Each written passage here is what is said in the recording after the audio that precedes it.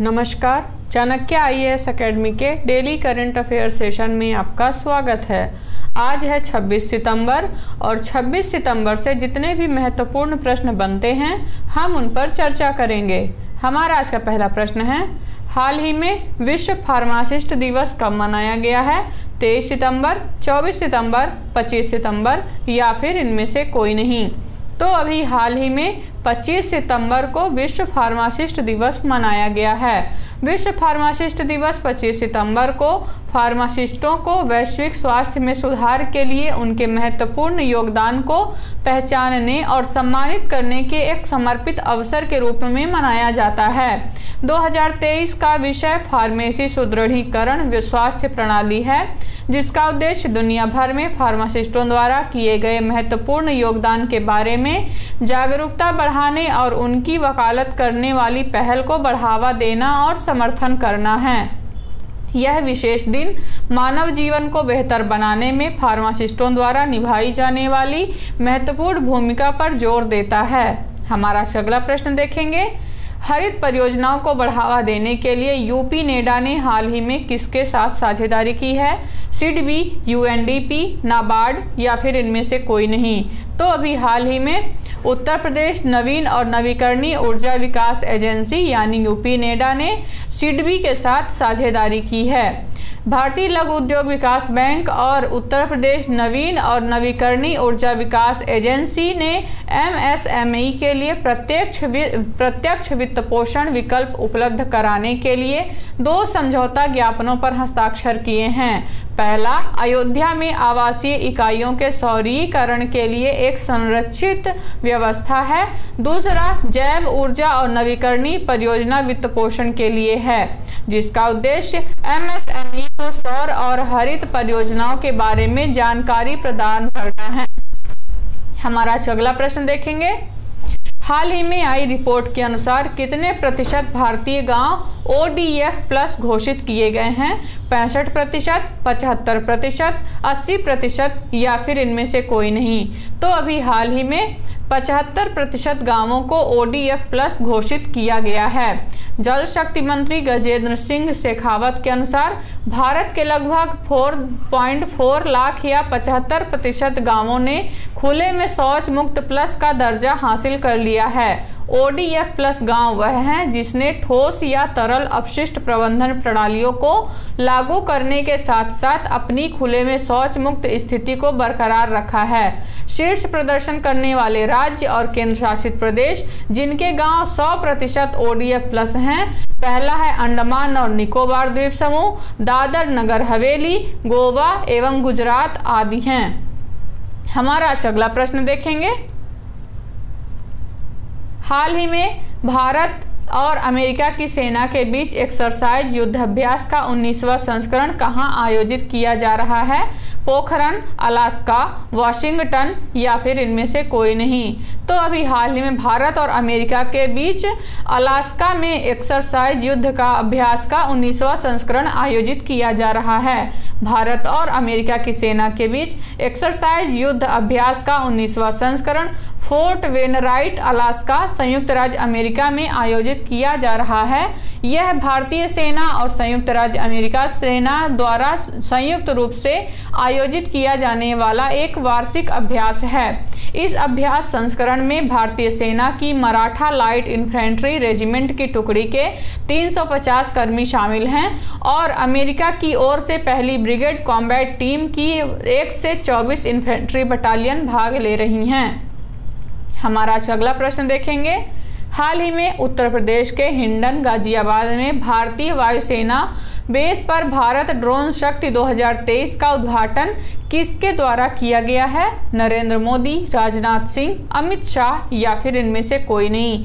तो अभी हाल ही में राजनाथ सिंह द्वारा गाजियाबाद में भारतीय सेना बेस पर भारत ड्रोन शक्ति 2023 का उद्घाटन किया गया।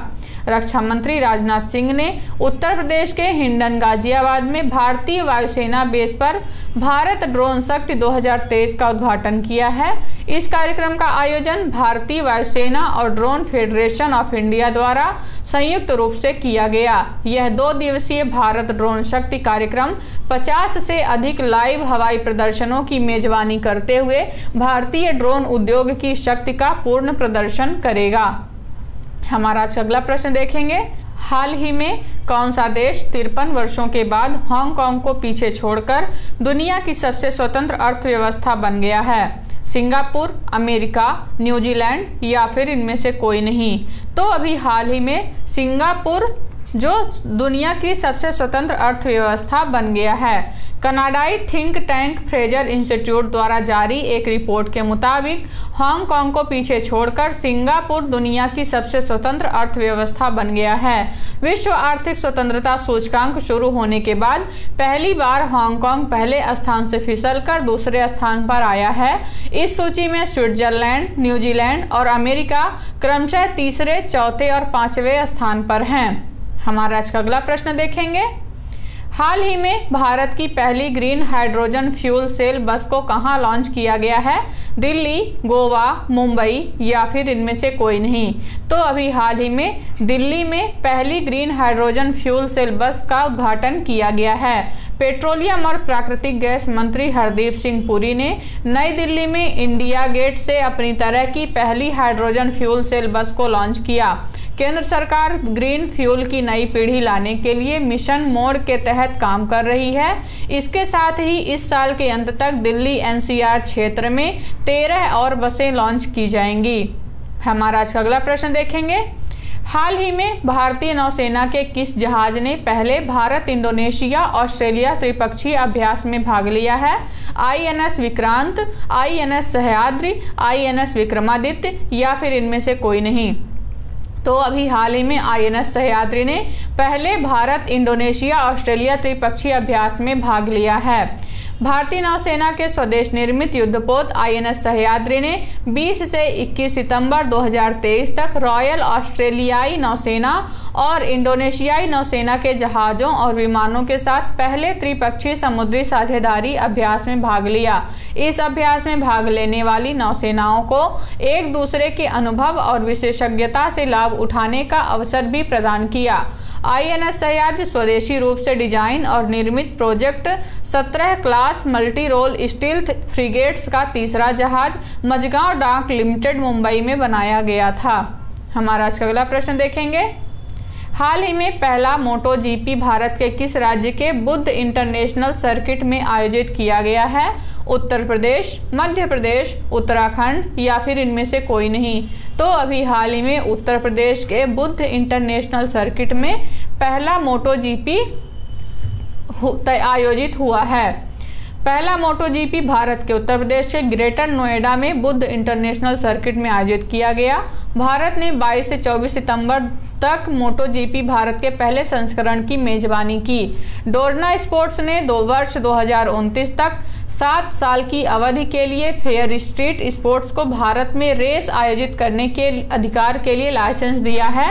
इंडियन ऑयल मोटो GP भारत के पहले संस्करण का शीर्ष प्रायोजक है। हमारा अगला प्रश्न देखेंगे। हाल ही में किस देश की महिला क्रिकेट टीम ने एशियाई खेल 2023 में स्वर्ण पदक जीता है? भारत, पाकिस्तान, श्रीलंका या फिर इनमें से कोई नहीं? तो अभी हाल ही में भारतीय महिला क्रिकेट टीम ने एशियाई खेल 2023 के फाइनल में श्रीलंका को हराकर स्वर्ण पदक जीता है। इस संस्करण में यह भारत का दूसरा गोल्ड है। इस भारतीय टीम का नेतृत्व हरमनप्रीत कौर कर रही थी। भारत ने श्रीलंका को 19 रनों से हराकर यह मैच जीता है। तो ये रहे आज के हमारे कुछ महत्वपूर्ण प्रश्न। आशा करते हैं चाणक्य IAS एकेडमी द्वारा चलाया जा रहा करंट अफेयर सेशन आपको पसंद आ रहा होगा। हमारे ऐसे और भी कंटेंट से जुड़ने के लिए चैनल को सब्सक्राइब करें और बेल आइकन दबाना ना भूलें। धन्यवाद।